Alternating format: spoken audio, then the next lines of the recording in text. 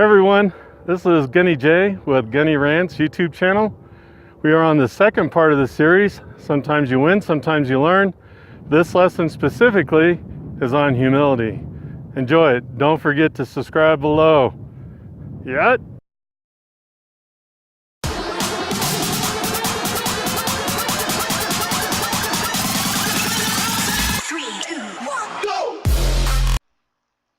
All right, you said you wanted to learn. Here's your first lesson.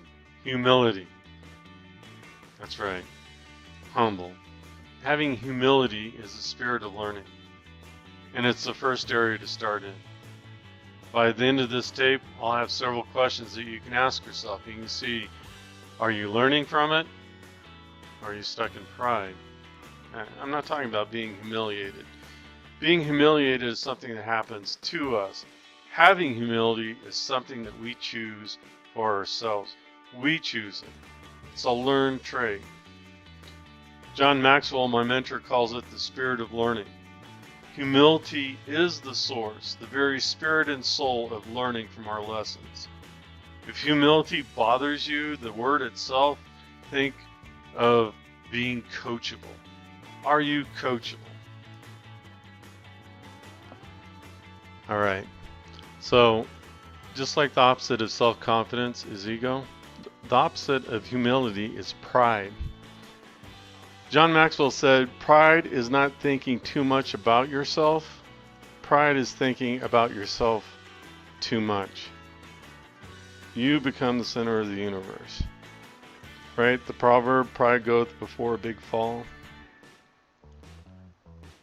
So we're going to take a look at some of the aspects of pride. We're going to do a pride assessment.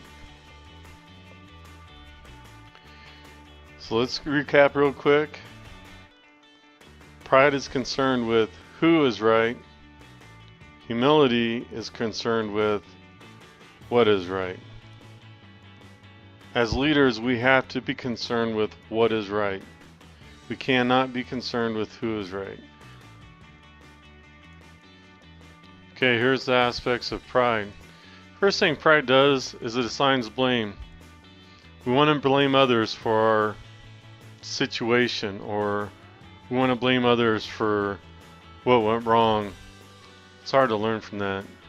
If you take the standpoint that you are ridiculously in charge and that everything is your fault, then you gain back control of your life. Pride also denies, right? I didn't do that. That didn't happen.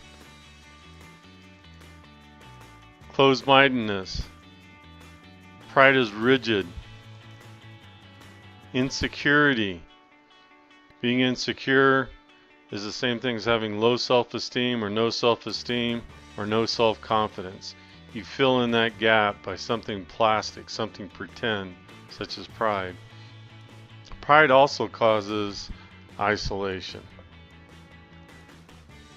Alright, so what is your pride awareness quotient? Number 1. Do you tend to believe that you know it all? Ask yourself these questions. That's how you gain awareness. Number 2. Do you tend to think that you should be in charge? I know a lot of people fall into that category. Number 3. Do you sometimes believe the rules do not apply to you? Number 4. Do you believe you should not fail? Ask yourself, dwell on these, think about these. You know, if we don't fail, we never learn. Failure is just a part of learning. And we'll go into that a little bit more. Number 5, do you tend to believe you get things done all by yourself? Do you tend to believe that you are better than others with less talent or status? And lastly, do you think you are as important or more important than the organization? These are all huge questions to ask yourself, and if you fall into one of these, more or less, then maybe it's time to get a checkup from a neck up.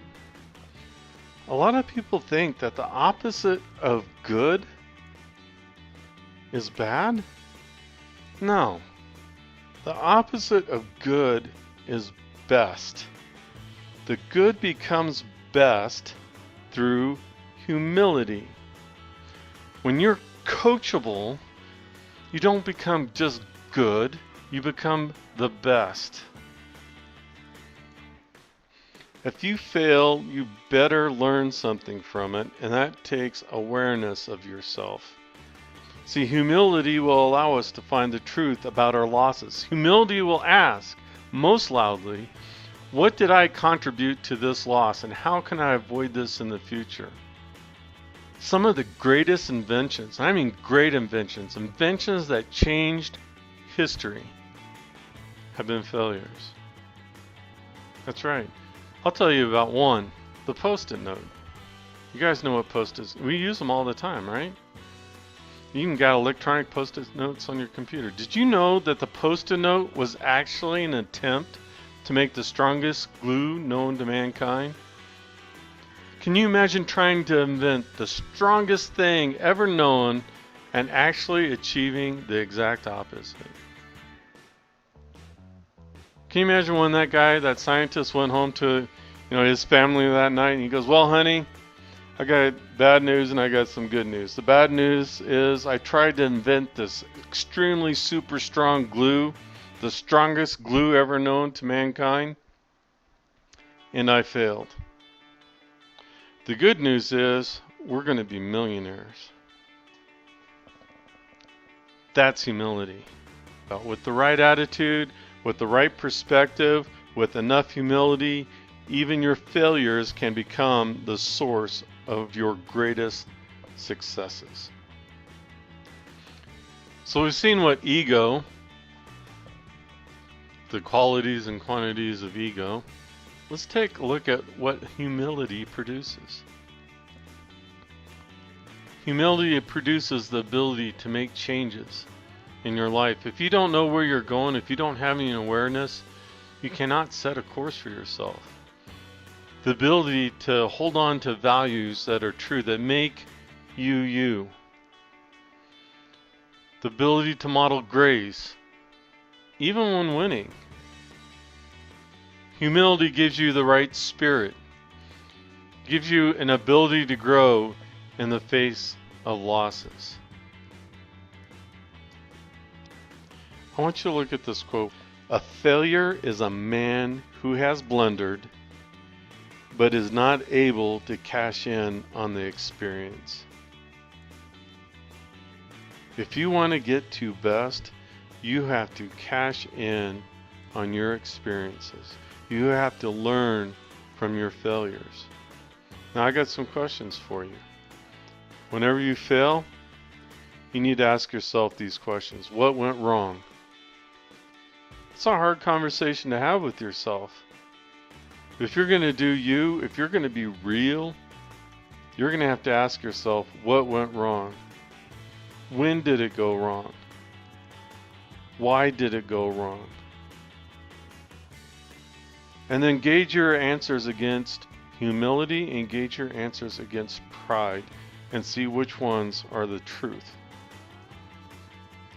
I'd also ask yourself these questions. How did I contribute to making it go wrong?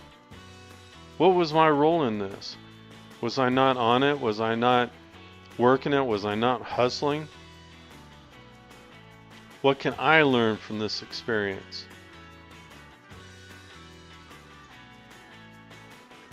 And how will I apply what I have learned in the future? Again, humility is the basis of learning. If you want to fail and then learn, you have to have humility. And good news is, it's learned.